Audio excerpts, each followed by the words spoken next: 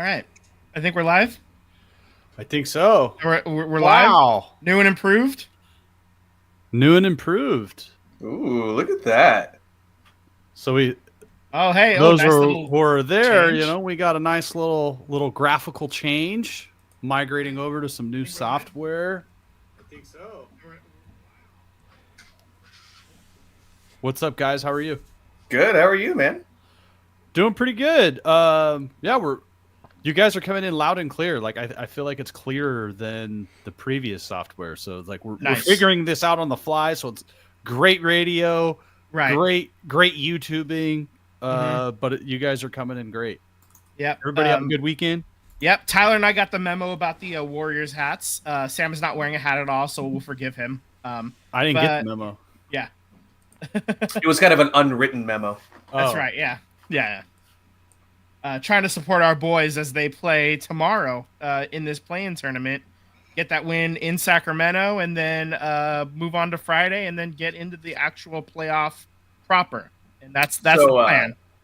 I would assume this whole group agrees with the sentiment here, but I'm going to say it. Fuck Sacramento. Totally on. Vivek really pissed us off as A's fans, and so now I just, fuck him. So there's that. What else we got for the? Have you guys seen? Real quick to piggyback off of Vince. Have you seen his Twitter, where he's posting these business type memes where before you do something, you need to think about with your head, your heart, and your soul. You literally didn't think about any of this shit, you hypocrite bastard. Oh yeah. And you will be shunned for it, and rightfully so. Yep.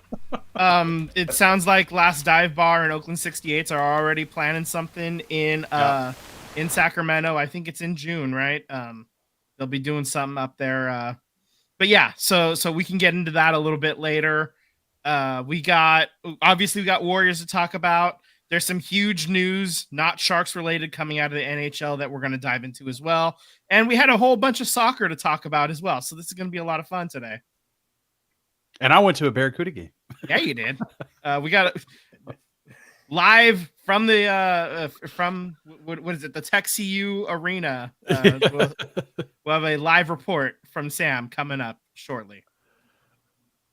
I'll share a couple stories.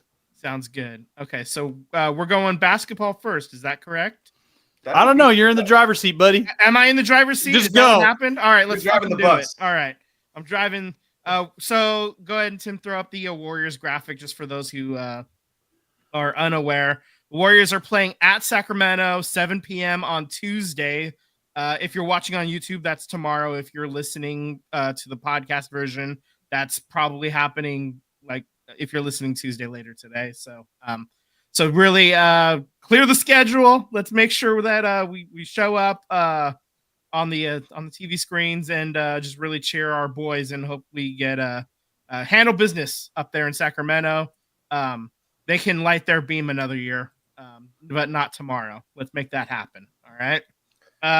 So this past week they mostly handled business. They lose the game to the Pelicans, but they did get wins at the Lakers, at Portland, and then at home against Utah to close out the season. They did finish off 10th as the 10th seed, and if they win on Tuesday, they will play the loser of the 7th and 8th seed game on Friday. So, and it turns out Gary Payton II will miss this game, and he will probably miss Friday's game if Friday's game is to happen for the Warriors. So that's how it lines up. He's the only player that's going to be missing, at least from the rotation. So other than that, you got a full complement, and we're ready to roll, I think. The Warriors are playing a lot better than the Kings have. The Kings were securely in the top 6 a couple weeks ago, and they've fallen all the way down to the 9. So if the season was 83 games long, I think the Warriors are hosting this game. So just because the way the Kings were playing, they probably lose another one. we'll see how they try to right the ship as we go on too. So Well, Sabonis's daddy is he's ready to go in Kevon Looney, so I'm ready for this game tomorrow, baby. mm-hmm. Yeah, I think the Warriors are just going to put it on them, dude. Sacramento just doesn't look right. It's at home. They've had a whole year to think about Game 7, but I still don't think it's going to be enough. I think the Warriors in the second half of the season have been one of the best teams in all of the NBA, especially on the road. especially on the road. So the Road Warriors are going to come out and play and shut down that beam. So they also the Kings, I believe, they lost Malik Monk earlier this year too. They And did.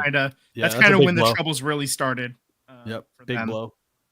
So, yeah, I mean, I'm really excited. The regular season for the Warriors, we're very blessed in this last decade or so that the regular season is just a means to get to the playoffs when the season really truly matters. That's something a decade ago I never thought would be a thing as a Warriors fan, but it's amazing what happens when you have an owner who cares and then also is smart enough to put the right people in place to make the right decisions. And lightning strikes and then you capture it in a bottle. I don't know what other cliched phrases you want to use. What's your favorite one, Sam? You want to say it? Oh, championship DNA. Championship DNA. Yeah. The best. Oh yeah, I got the patch. Oh, see, the cameras are a little they're flipped. You know what this hat new says? tech is messing with me. This hat says it's a make or miss league. That's right. Yeah. Oh, I love it. Oh, so fun. I just think the Warriors just match up really well with the Kings. It just seems like whatever the Kings want to do, the Warriors have historically been able to like neutralize that. I think Looney's going to be able to play where for the most part this year Looney hasn't been able to play. Just some of these younger centers and teams that are able to get up and down the floor. Looney wasn't really playing, but I think he matches up well against the Sacramento Kings. I know you just alluded to, GP2 being out, but overall the Warriors are a better defensive team. I don't think Sacramento is going to be a team defensively that can really stop the Warriors. And it seems like Steph Curry always has a really great night against the Kings. And I expect the same. Obviously, as a Oakland A's fan, there's extra energy, but just basketballs to basketballs. I just think the Golden State Warriors are a better team. They're a better coach team. They got better players right now that play better in the system. The Sacramento Kings should have been taking a step forward, even with the absence of Malik Monk. And it just seems like they have regressed and they're not the same team that they were last year. But some of those wins last year were like were those games that it just seemed like the way the cookie broke went their way. Yeah, so they've like sort of regressed back to go their way, right? So, yeah, I just kind of think they're not as good as we thought. They're not horrible. They're right about where we expected them to be, I think, from last year. Right. I did want to point out one little fun fact. With the regular season has concluded, and Steph Curry was leading all of NBA in free throw percentage, and Klay Thompson was not eligible because he hadn't attempted 145 free throws until the last game of the season, where he went 5 for 5 and became the best free throw shooter in the league and took it from Steph Curry on the last game. Oh. What a side plot, and that's something, I'm sure that's something in the locker room they love to like kind of jostle for a little bit amongst themselves. Two of the top shooters in the league still, more than a decade into this. So that's kind of fun. I want to talk real quick about the Pelicans and the Lakers. Obviously the winner of that matchup on Tuesday will be the 7 seed. The loser will play the winner of the Warriors and Kings, and they will host that game. So if the Warriors win, they'll have to either go to New Orleans or to LA to get the W.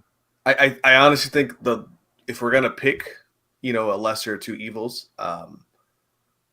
Yeah, I know the Warriors blew out the Lakers like maybe a week and a half ago, but I still like my matchup chances against New Orleans than I do against the Lakers, to be totally honest. Even though we just lost to New Orleans earlier this week.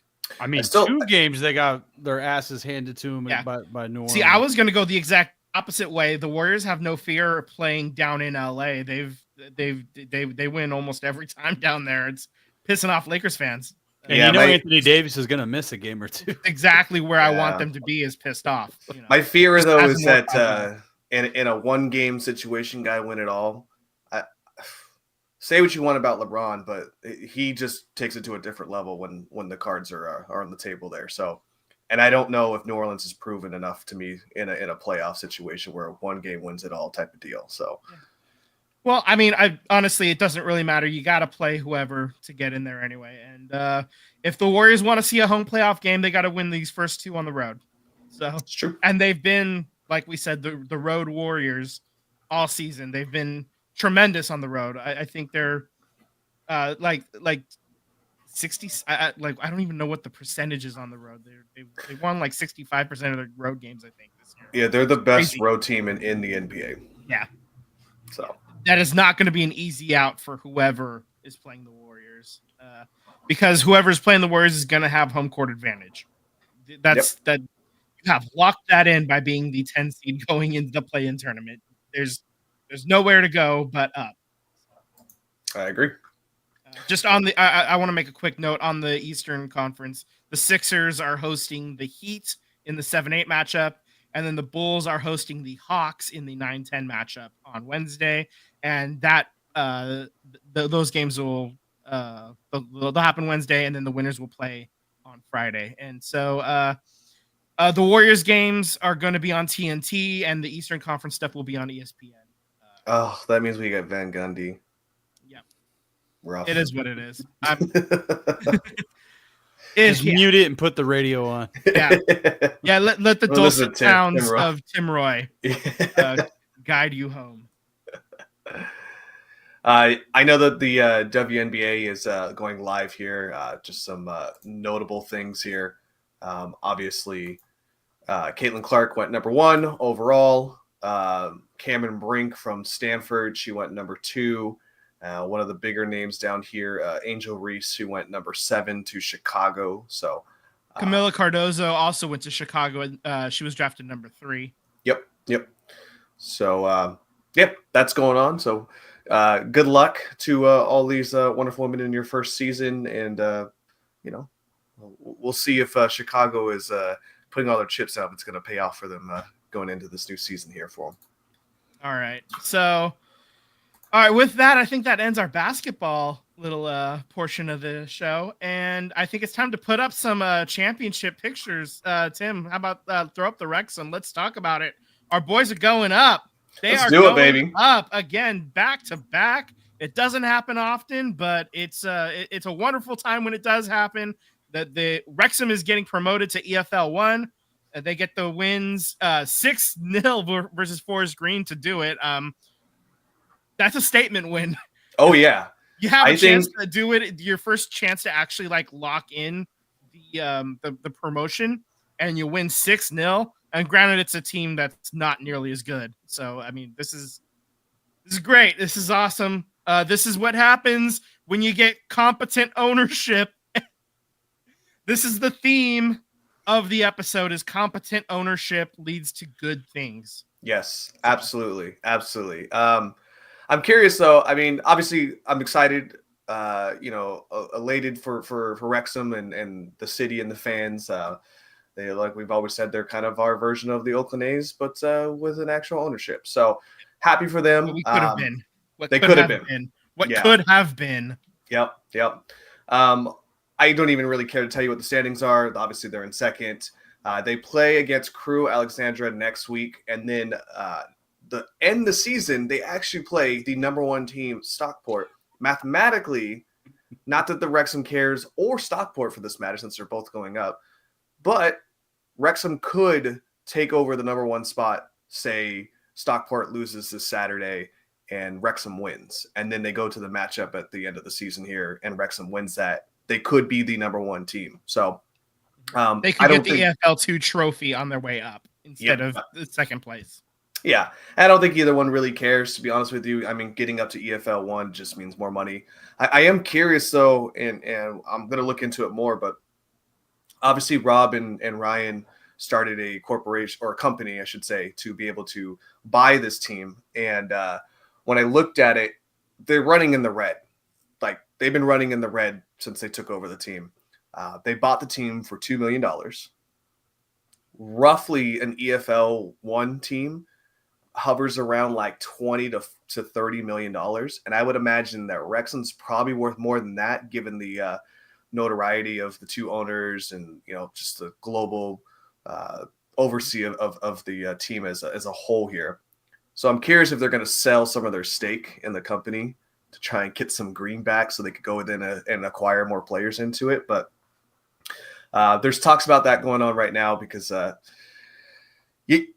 much as they would love to continue buying all these players, they've already come out and said that they cannot afford championship players on the budget salary that they're currently running right now. So like Vince and I were saying, for them to be middle of the pack next season, I think is a win.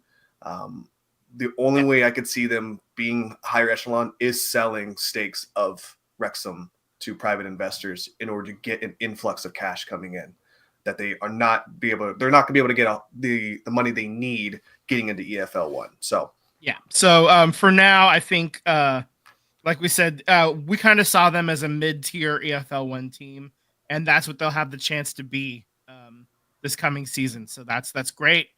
That's where you kind of like that's where the talent level is of the team, and I think if you're able to be in EFL1 and stay there for a couple of years, you start to see what your actual operating budget really is, and then you can go from there and try to attack the player acquisitions and stuff like that appropriately.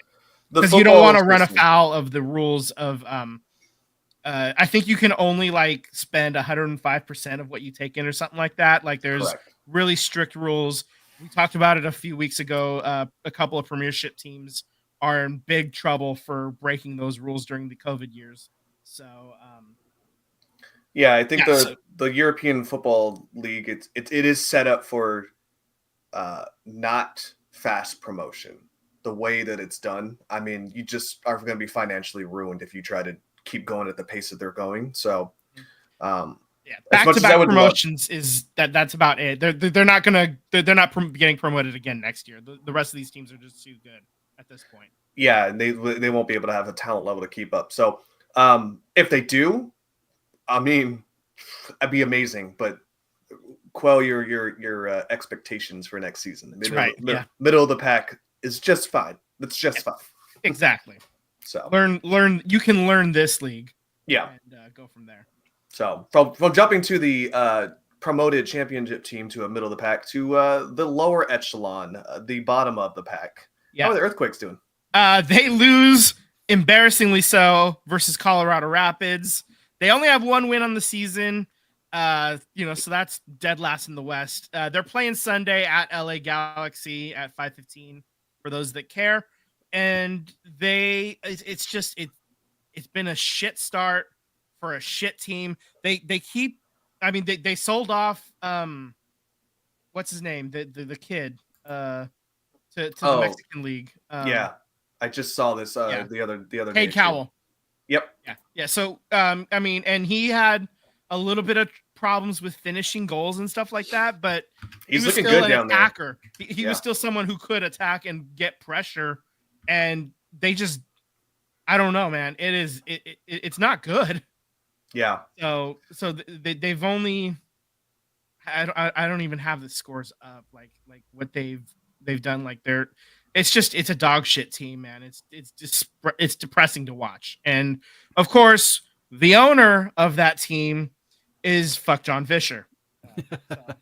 So again, and we're going to circle right back to that theme. It is bad ownership versus good ownership. What happens. And we've been saying it for weeks and weeks and months and years is they got the stadium, Mhm. they have a loyal fan base, and they still can't get it right. You know, That's when right. that stadium opened, they were selling it out, Mhm. and Cavill and Fisher were saying, "Oh, we're gonna up the payroll," and they never did. So I mean, to think that these people are going to start spending money in Sacramento, sure. Yeah. To think that they're going to start spending money in Las Vegas, right? Sure, Jan. So, So they're minus 10 goal differential. I just looked it up actually. And that is worst in all of MLS.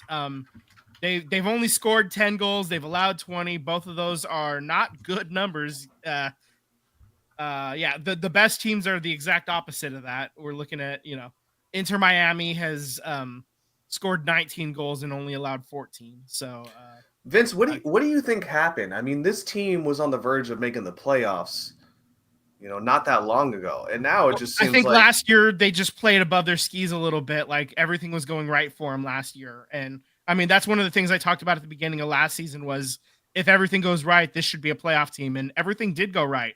And they were able to, like, they were up near the top. They were like, hovering around fourth and fifth for a while. And then the end of the year, they started falling back and back a little bit. And they ended up at the 9 seed, which is officially a playoff team.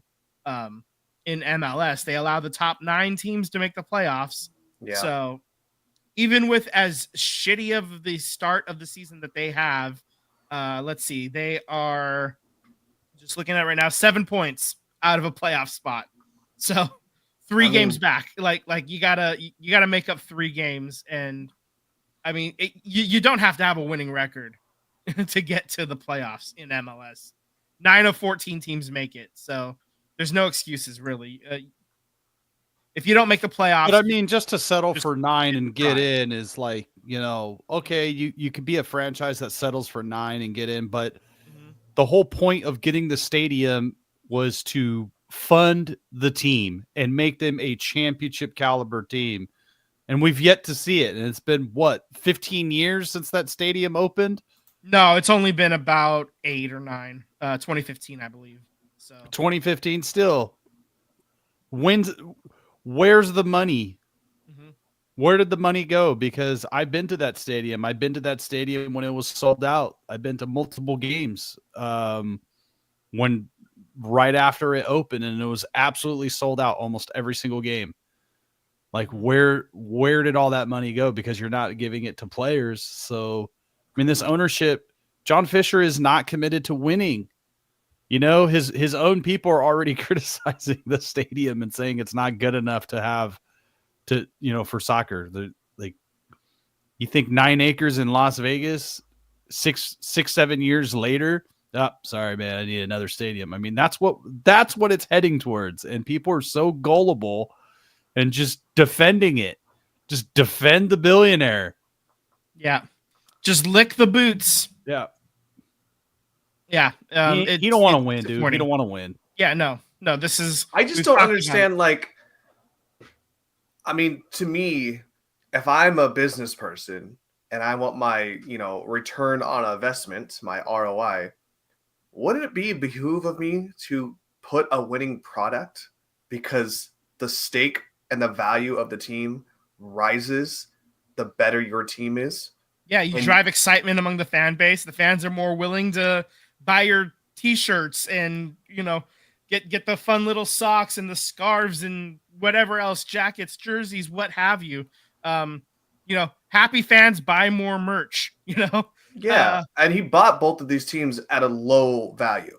Yeah. I mean, even having a playoff team, you would grow your team 25% at an estimated value. You know what I mean? 35%. Just having a playoff team. So I don't understand. Like, I can get not spending like the Yankees or spending like Inter Miami, but spend somewhere in the middle to have a good product. At least it would raise the value of your team. It doesn't make sense to drive it down so low that it becomes worthless. And I don't get that. Well, I think to be devil's advocate, it's because he doesn't have to. Like, he doesn't have to be competitive so that the franchise goes up in value. I mean, if with baseball, they're gaining more and more money. The product is growing because of the MLB app, because of international consumption, because of all of these things. So why does he need to move the needle when other people will do it for him? Like, he's perfectly content with being this.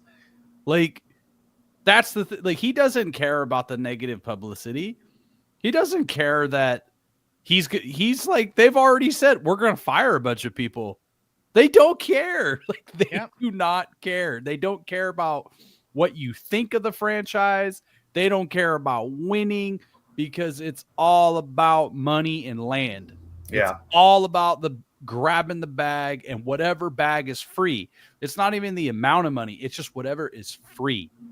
There's more money in Oakland. People do not understand this, that the A's have more money in Oakland on a piece of land that is 55 acres.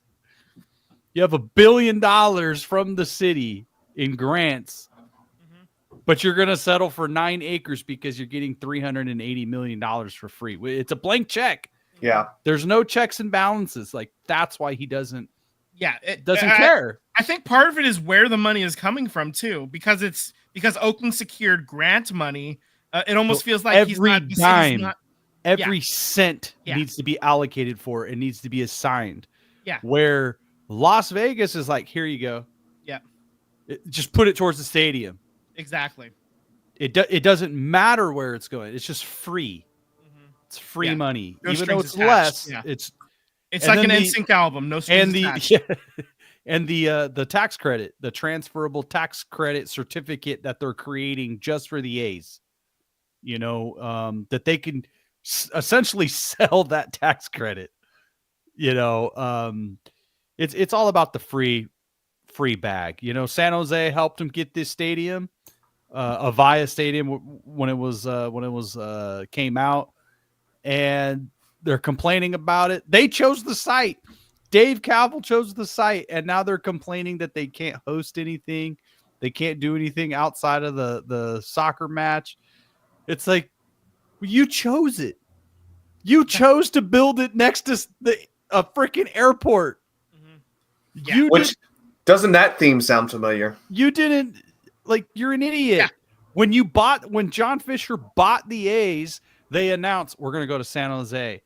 Like, if every newspaper person out there knew that the San Francisco Giants were going to fight you on that, and that they had a cocktail napkin that said it was their territory, how come John Fisher didn't know that when he was a minority owner of the Giants? Yep. I know, right? Yeah. Like, how do you not know this? So, like, the moment he bought the A's and said, I'm going to San Jose, he knew that was in bad faith. He knew he was not going to get San Jose. That was in bad faith. Yeah. And then he announces Fremont. We knew that was not going to happen. Fremont was not going to fund a baseball stadium. We knew that. Then you announce Laney College. Who's going to uproot this college? Not going to happen. Mm-hmm. Like, Howard Terminal, like, clearly you negotiated Howard Terminal thinking that Oakland would really jack this up. Clearly, you did not expect the city of Oakland to get the environmental impact report done. You did not expect them to secure any money whatsoever, and then they did. Doesn't matter where it came from. Money is secured. Grants are secured. It's ready to go. They weren't expecting all of that. So I just think John Fisher was never really intending to keep the team in Oakland. And if he did, it was just going to be if the city of Oakland was going to give him a handout and a blank check with no checks and balances, with no restrictions, just give him the money and fund it. And my final point before I'm done with this is they could have scaled the project down. We said this before, and focus on the stadium or focus on the things that will impact the stadium. So restaurants, things like that. But no, they wanted to develop housing. Yep. John Fisher wanted to develop housing. And now the A's are saying, oh, the city of Oakland and the government, wanted us to do low income housing, and it's just too crazy. Then don't develop housing, because that's a state mandate. That's not the city of Oakland. That's a state mandate. Then you have to don't have a certain develop amount. housing. But John Fisher wanted the hotel, wanted housing, wanted bars and restaurants, wanted a concert venue, wanted the stadium, all at once.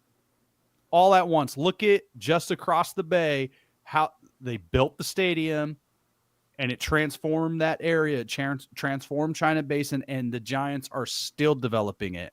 They're still making progress on the site, and it's been how many years since that ballpark opened? You did not have to do this at once, and they walked away for what? What did we hear? It was like $40 million or I think 80 88. It was like 88, 88 million. Yeah, it was like 84, whatever. Yeah. So you walked away Under 100. Under you 100. literally could have scaled the project down to not include housing, and you could have had the entertainment complex. You could have had the bars, the restaurants, the hotel, the stadium, but instead you wanted to play developer. So you know what? Fuck off, kick rocks, fuck John Fisher. I kind of had a feeling something like that might happen when we talked about the Quakes. Glad it did.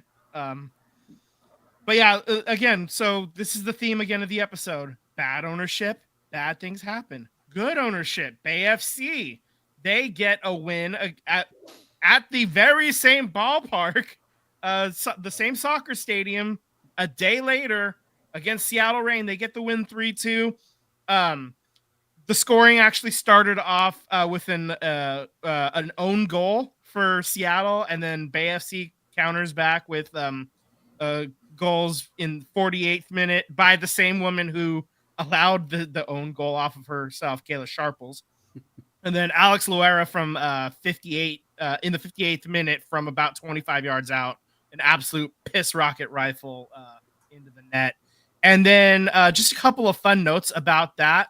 About this match, both teams had a goal taken away via an offside call, and then another goal for Oshawa was disallowed in the 94th minute for a handball near midfield. She basically controlled the ball with her hand and then took it all the way down and scored, but they went back and looked and it was disallowed.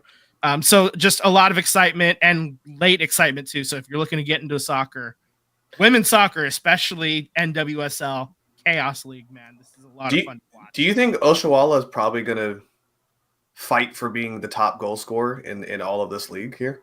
I mean, she seems to have her name on the board almost every single game.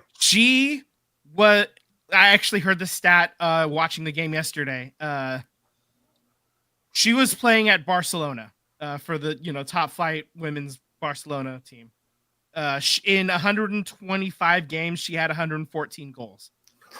Okay, so at the top flight Spanish league, and they brought her over here. And then Rachel Kundananji, I learned how to say it, is just insanely fast. And both of those players got Nambia and Nigeria for Oshawa. They got both of those teams are now playing in the World Cup, and they just qualified as, over the past week. So just incredible top tier talent that BFC brought in because they got owners that built excitement, and they're all women's national team legends as well. So currently the team is 2 wins, 2 losses, no draws. They're 6th in NWSL, only 4 games in. It's a 26 game season, so still really early. But also the top 6 make the playoffs, so it's going to be like this all season. There's going to be a lot of goals scored, both for and against. And I'm really excited to go check out a game. I'm hoping to do that soon. Next week, they're playing at Kansas City Current, and that is actually we're in Kansas City. That is the first women's specific soccer stadium. So like they play their home games. That stadium was specifically designed for the NWSL team, the Kansas City Current. Okay. So that is, that stadium just opened this season. So there's only been like 2 or 3 games in it so far, and they get a chance to check out the new digs. Nice. So just one more note on Bay FC. They're going to be playing the Chicago Red Stars on June 8th. And what's special about this game is they're going to host it at Wrigley Field. So when the Cubs are away, the girls are going to get to play. It's going to be the first time NWSL match is going to be played in Wrigley. And most of the time, the Red Stars play in Bridgeview, Illinois, which is about 30-ish minutes outside of the city. So Chicago is actually going to get to play in Chicago. And Bay FC gets to join them there at Wrigley Field. So that's going to be a really exciting game. The stadium holds 41,000 and change. So probably going to be a highly attended game. Normally, because the stadium is so far, they have a little bit of trouble drawing fans just to get there. So just being in Chicago proper, that's going to help a lot too. So that's going to be really exciting. We're going to get to see how many people show up for that game. So, nice. All right. So that brings us to the end of soccer. So let's talk Sharks real quick. They lose in overtime against Calgary. Tyler got the win of the week right at Seattle. And on Fan Appreciation Day, which was what me and Sam were thinking, they lose 6-2. Y'all were not appreciated. Actually, I did see a meme of just the Sharks logo, but it's Mr. Rogers going, I'm really proud of you. And the headline was just when the Sharks secure the the highest percentage to win the number 1 overall pick in the lottery on Fan Appreciation. So it's like, I appreciate you for losing, the tank for Celebrini is on officially. They have the highest chance at getting the first overall pick with that loss. And so that's nice. They're dead last everywhere right now. So obviously they secure the first overall pick. That's not going to get any better. The only thing we have left to discuss is win of the week. I want to say this is that, yes, you're almost there, Vince, so I'll give you that credit too. But we literally have 50% correct. Yeah, just as a group, the Sharks have 19 wins on the season. I forgot to update the records in the show doc, but I'm looking at it now on the actual official standings. So they have 19 wins, and we've picked nine 18 of them. Yeah, basically. Yeah. It's crazy. That's kind of wild. Kind of wild. So this is interesting.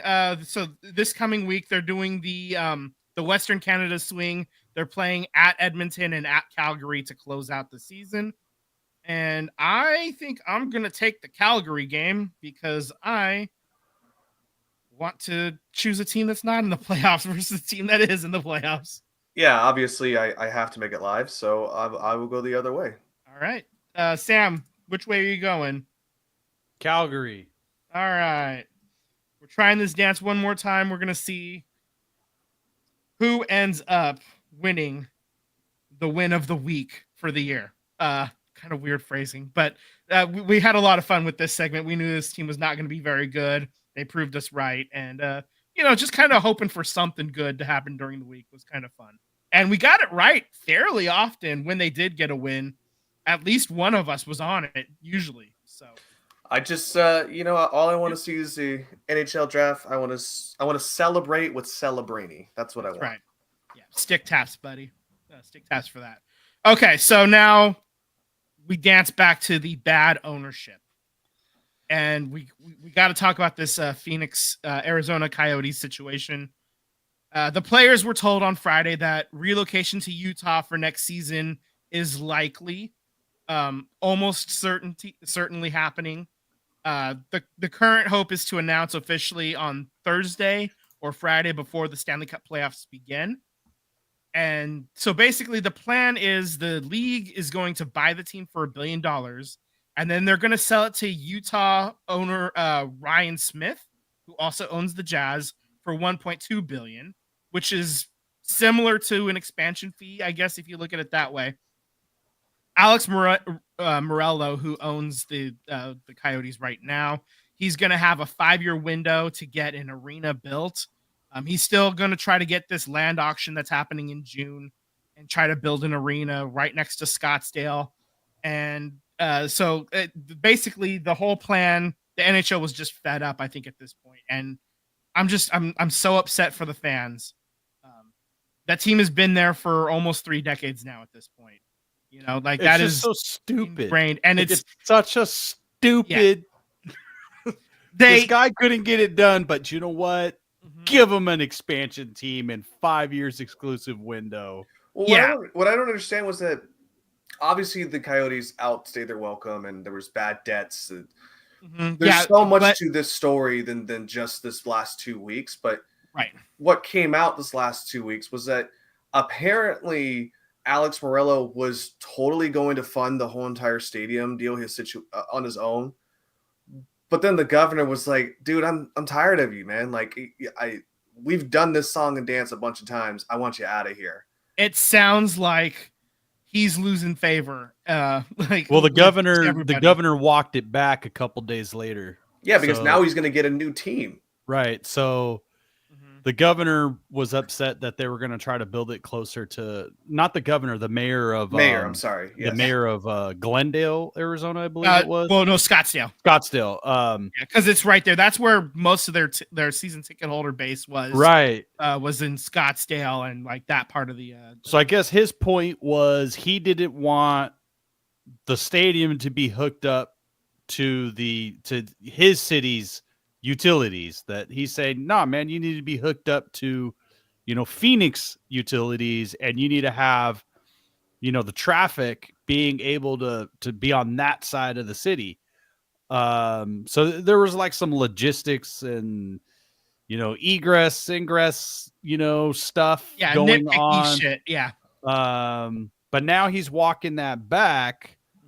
But he's kind of walking it back because the expansion team, and I'm assuming because of the fan outrage over, like, man, you're costing us our team, you asshole. Yeah. So it was actually reported, I don't remember where, but I did read this a couple of different places that Gary Bettman went to talk to Alex Morello, and they were talking about this plan to buy the land that's going up for auction. And he said, "Can you guarantee me anything in the next 2 years?" And he said, "No, I can't." So that's why. So officially, that's why this move is happening.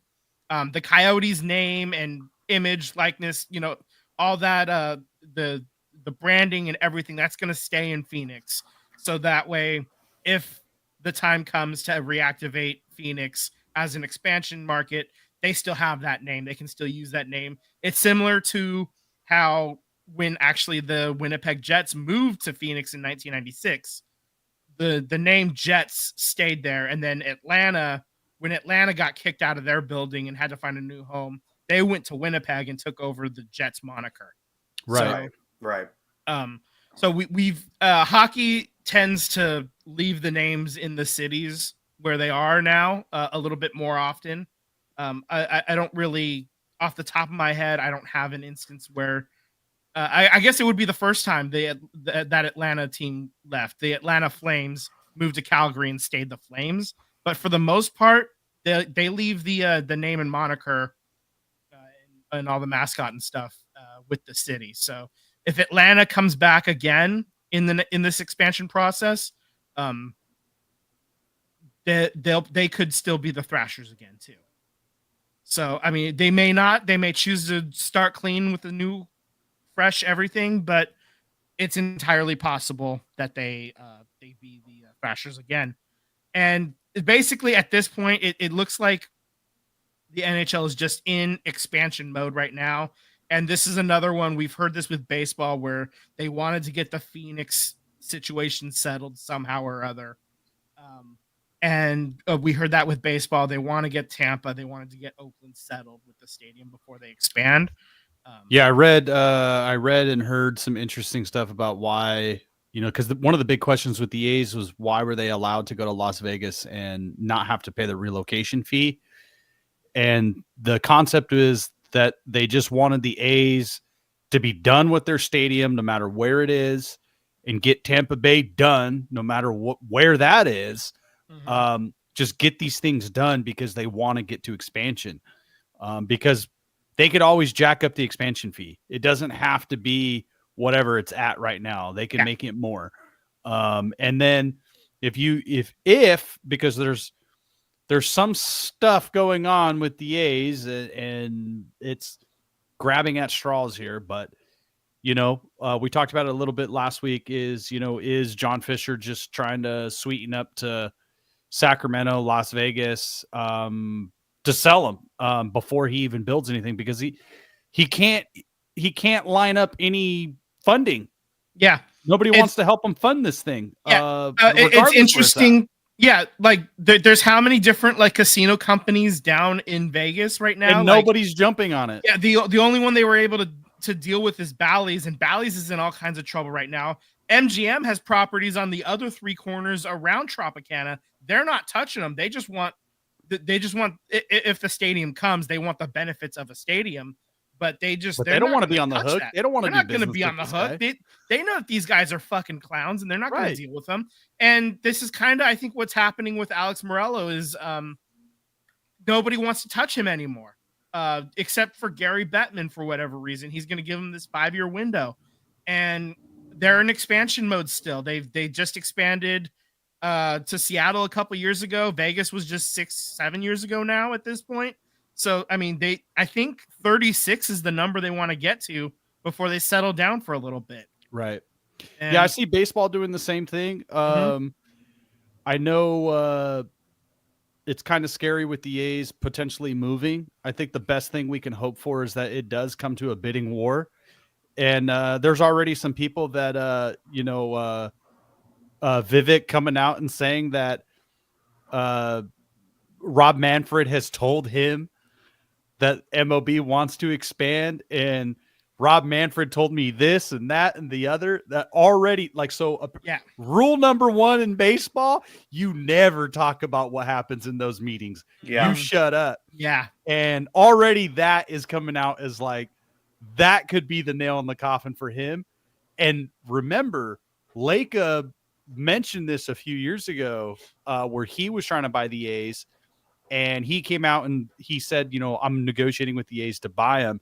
And he thinks that may have hurt him, even though he had a stronger offer. It was that he talked about it. He mentioned it. He didn't give any details, but he talked about it. And now when they ask him about the A's, he's like nothing burger. Yeah. Because he knows the rules of MLB now. He's like, I can't comment. So we don't know if that's going to happen. He says, all he ever says is, I can't buy something that's not for sale. Correct. That's all he'll say. He's playing the politics. Yeah, exactly. So I think as an A's fan, you're hoping it goes up for auction, and may the best billionaire win. Go Joe. He's proven that he at least cares enough to try to put a winner out there, and he cares about winning because he knows if he somehow owned the A's in Oakland if he turned the A's into a champion on the go, if he wins 3-4 World Series like the Warriors in Oakland, the only game in town, like you're talking billions. Oh yeah. I mean, the whole region, not just Oakland, because we talked about this before, San Leandro, San Lorenzo, Hayward, San Ramon, Dublin, and all these kids that grow up with a new champion in the East Bay.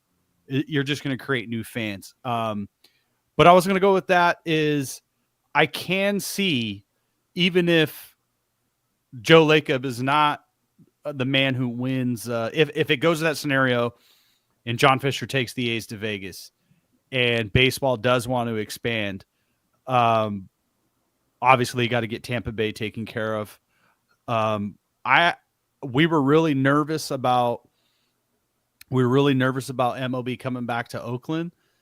I think I know MLB would never sign an exclusive window, but I do think that an ownership group with Joe Lacob as the main guy, or a minority owner and some other owners in Oakland, they have a lot of money. There's a lot of money here.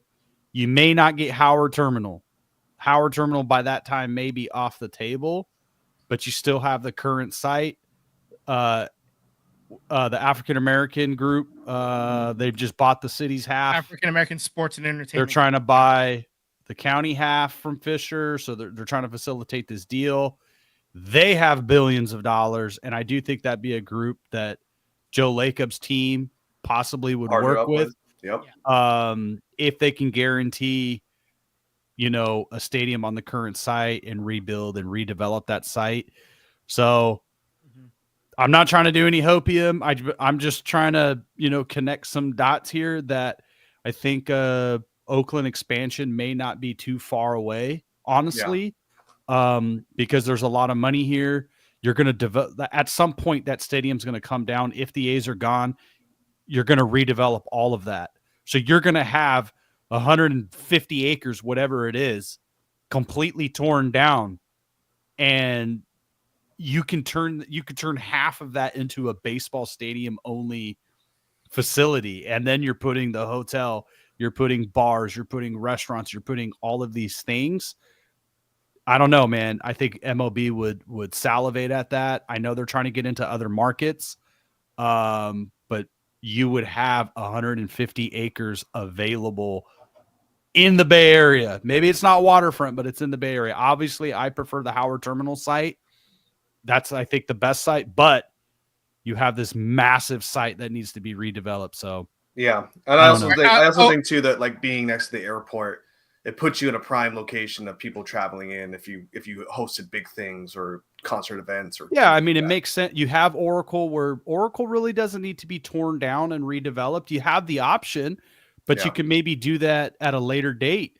Tear down the current stadium, rebuild a new one, put a hotel there, put some, some attractions, bars, restaurants, things like that.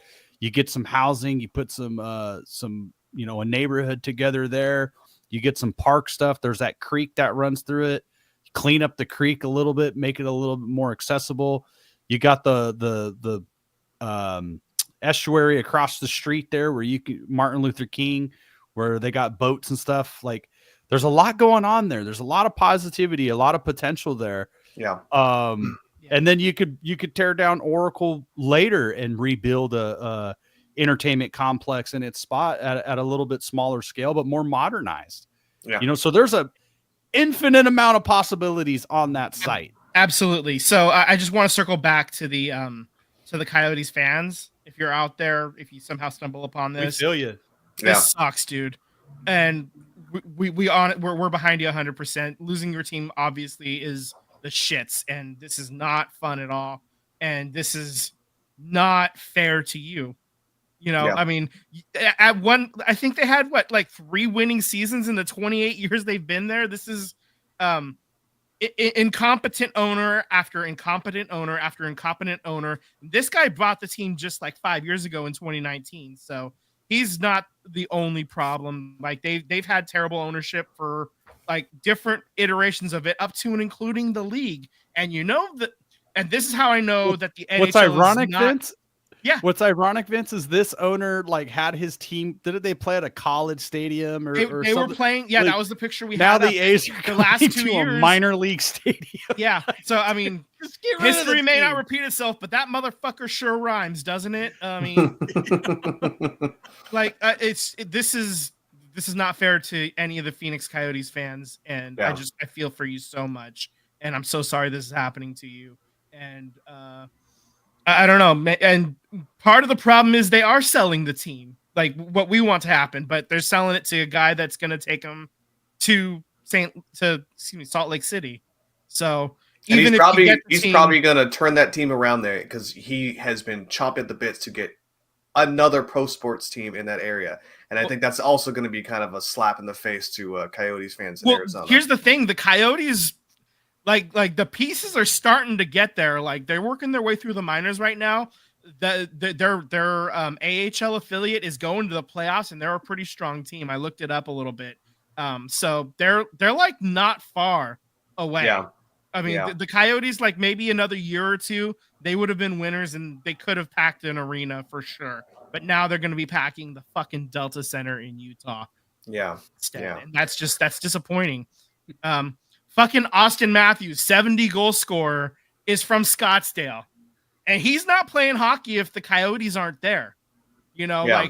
like right now, the guy leading the planet in goals scored this season it is playing hockey because of the Coyotes. So this is just shit, man. Well, This, hopefully they I'm get new so upset. ownerships. Hopefully, the A's land somehow Joe Lacob as the new ownership, and I like the idea that Sam's got here. I'm willing to take that as a good bet here. But going from a good bet to a bad bet, we're jumping to baseball here.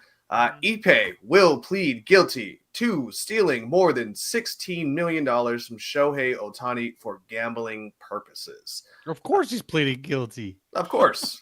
Yep. This is the The most max inside sentence is job of an 30. inside job. Yeah, the max sentence is 30 years. He's not going to get that because he's pleading out. He's going to get something less than that. The investigation alleges that he made over 19,000 wagers in 2 years, basically December 2021 and January 2024. That's a lot of bets, man. Dude, I'm telling you, man. Over 2 years, like we're talking 26 months. I'm just gonna go on a limb and say maybe Ippei did gamble, but I don't think Ippei was the only one. I think somebody. What's the average? How many bets do you have to place? Okay, so Vince I have some other numbers. So he lost a total of $40.7 million. It sounds like he bet 180 million and won 140 million. So he's still short, the 40.7 million or whatever. I mean, if you just think about it in regular dollars, if I go gamble at a slot machine and I put in $18 and I walk away with 14, not a bad deal. Okay. Like I can take that loss. That's only $4. Now let's just add 6 zeros to the end of that. And that's what you got going on here, man. Like it's absolutely bonkers. The biggest bet he placed was 160K. But his average bet was about 12.8K, a little under 13,000. So, I'm just saying, man, like you're Shohei Ohtani and you don't see those zeros disappearing from your bank account. Come on, man. Well, no, I mean, I honestly like it was probably like he's the victim here. I genuinely believe that he did not know what was going on. Part of it is the language barrier, and then Ippei Mizuhara actually like pretended to be him for a while too, and he was like moving it off to a side account once it was in Ohtani's account. He was like, that's how he was stealing the money, and I mean, and Shohei was making so much money that it does get a little bit easier to like for the average person, like a $20 like if I'm missing from my account, I'm not gonna notice $20 missing. Unless I'm like happen to be looking at it over and over all the time, and that's kind of the equivalent, man. I should am have not had his Chase set up to give him alerts. Yeah, exactly. Yeah, that's kind of what that's Shohei was a little bit negligent in checking up on his bank accounts, but he's the victim here. He's not.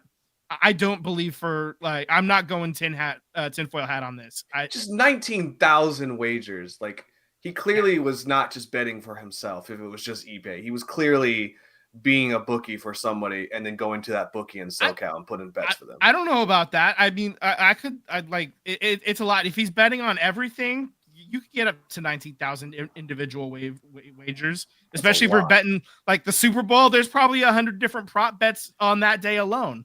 I want to believe what Vince is saying. Like I truly want to believe that Shohei is 100% a victim because we love Shohei. He's a wonderful talent. He's entertaining. He's great. He's been a gentleman. I want to believe it, but I don't know. Like, I'm just kind of like, I don't know. Man. I'm not there. Until I see actual evidence. I'm not going to go tinfoil hat on this. Baseball, government, they are not letting Shohei. Oh, no. I'm not saying like I understand why these suspicions are there. I get why that is. But at this point in time, there's no reason to believe anything other than that, unless you're, a bitter Giants fan that hates the Dodgers. That's really what it like. I mean, that's what it comes down to. Is I see a lot of my Giants fans friends are like really going a little more tinfoil hatty on this, and I'm just like I'm pushing back on them, I guess, a little bit. Yeah. That's where I'm really coming from. Is Well, your there's pop, zero evidence. your about pops it. is saying in the chat, I wonder how much he's getting paid to take the fall. So he's on the boat with me and Sam. God damn it, Dad! Take off the tinfoil hat. I'll walk the company line on this one alone right now. This is it. I'm not like seriously, fuck MLB for a lot of different reasons. I don't think they're covering this up. I really think Ohtani's a victim here. That's all. All right. Fox Mulder, I want to believe. Okay. Let's move on to some sad news. Ken Holtzman just died today, 78 years old. He was a World Series champ 3 times with the A's. He got another one later. And so rest in peace, Ken. And we got retirement. New York Yankees radio voice John Sterling is retiring effective immediately. And he cited health concerns. He's 85 years old. So, I mean, wow. Concerns. Remember last year he got hit in the face with a foul ball and and he finished the game with like his head or like a cut over his eye. Jeez. Yeah. He's been with the Yankees since '89, and before that, he was with Atlanta covering the Braves and the Hawks games. So, like, he was actually the guy on the call with the Dominique Wilkins dunks and stuff way back when. Well, so that's a fun fact. You know? I have my feelings, my reservations about the Yankees fans and Yankees as a whole, but John Sterling, proud of you, one hell of a career, and I'll just say one thing: go Yankees. He was like, "Hey, Yankees win!" Yeah, that was him. Yeah. So enjoy retirement, and yeah. Okay, so let's dive back into Conspiracy Town. Now I'm ready to go back in. Aramark, food vendor for the A's, allegedly told employees at the Coliseum that they will be terminated if they publicly speak about the upcoming layoffs. I'm gonna fire you in September, but I swear to God, if you talk about this, I'll fire you now. I mean, right? What the hell, man? Well, I mean, not half. The whole staff found out via a press conference and Twitter or whatever you want to call it that they were losing their jobs. Twitter. They didn't even have the ownership to have the brass balls to come down there and tell them in their face, like, hey, we're going to go to a press conference tomorrow. You guys should start looking for other jobs today. You know what I mean? Like, Jesus. Mm-hmm. Yeah, the Oakland ownership is just incompetent at every level, really, all the way down. And this fucking sucks again. People are losing their jobs, and if you talk about it, you'll lose your job sooner. And this is bullshit, and I hate this. I'm so livid. I want to punch a wall. I'm gonna go full Kyle. Slam a fucking Monster Energy drink and just start punching the drywall, man. That's where I'm at. My point, though, is like if you found out via, Sam's gone. If you found out via Twitter or a press conference on TV, of course you're gonna talk about it. Of course you're going to talk about this because you're like, well, I have no other reason not to talk about it because I just found out from the social medias. That's how I found out that I'm losing my job. That sucks. It's fucking dirty. That was crazy. I just went into the Twilight Zone and came back. No, I heard everything you guys said, but I disappeared off the video for a second. That was hilarious. We forgot to tell you, Sam. I went into the Phantom Zone. I was Sam, with Zod. Your podcast got terminated. Your screen. So, but don't talk about it because we'll terminate you soon. Dave Cavill had Aramark on me, I guess. Right. Yeah. It just seems kind of fishy, right? And pun intended. It just seems fishy that during the Fans Fest thing, that Drake's Brewery was in full support, and then all of a sudden they had to pull the plug the day before, and it's apparently these clauses, Aramark has these clauses no matter what, but it's just a friendly reminder only sent to the Oakland staff. It wasn't that Aramark sent this to the other teams that they represent and sell food for. It was only the Oakland employees as a friendly reminder that you're not supposed to talk about these things. So come on, it came from the A's. This, it did.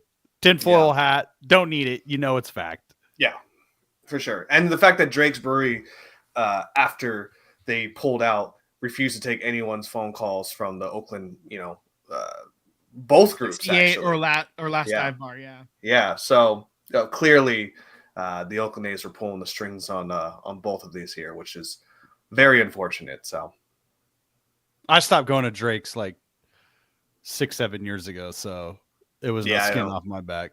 Yeah. I don't drink their yeah. beer anymore. All right. So, I mean, I think that brings us near the end of the show. We have one last thing that we wanted to talk about. Tim, you ready for this? This is the meme of the week. We're starting this new little segment.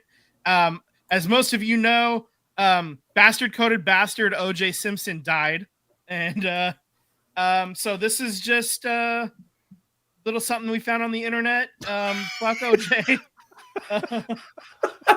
Got away with it. Let's put it up there for the people to see. There it is. Your meme of the week. I did OJ like is the cancer. did you guys send me that one? I sent that one to you in the group chat. Yeah. No, the other one, the Ford Bronco. The Ford Bronco. Yeah. The Oh, Bronco heaven. going to heaven. Yeah. And the It was police like are chasing. the police cars chasing them. Yeah. The internet had fun with this. Okay, you can take it down now, Tim. We only need it up for a couple seconds. Don't want to give them more time than we need to. But yeah, the internet had a lot of fun with this because that was a dude that, like, obviously he all the evidence showed that he did it. I think there's no sane person is going to question that at this point. Yeah, that's a bad man that's no longer with us. And there was actually, I saw other people now that he died. NDAs are no longer valid.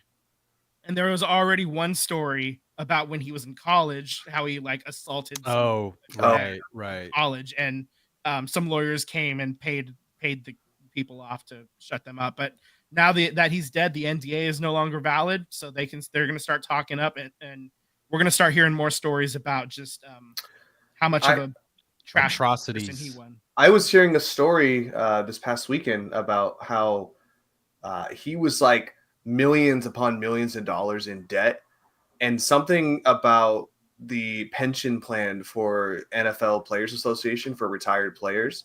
You're not allowed to use that money to pay off, debts that you basically owe. So he was living this lifestyle of, like he had millions of dollars, but he was theoretically in millions of dollars of debt because he couldn't use that money to pay off his debts. And he had no other source of income coming in. Well, when he got in trouble, when he was like robbing those people, remember his defense was, well, they robbed me. I was just getting it back. Yeah. Yeah. It's wild, man. Oh, man. Yeah. He hit me first isn't a good defense in California and Nevada courts. But before we sign off here, I just want to send your tweets to us. Send your tweets. Yeah. I just wanted to memes, ask Sam here. You were at the Barracudas game. We didn't touch base on this. You had some stories about it. So two stories. We were right behind the penalty box, so a lot of the Barracuda players, were getting penalized. There was a couple of fights. At one point, there was two Barracuda players in the penalty box. So it was like a 3-on-5. I hate unfortunately, those. Unfortunately, like right when the first Sharks player got back on the ice, the opponent team scored. Like as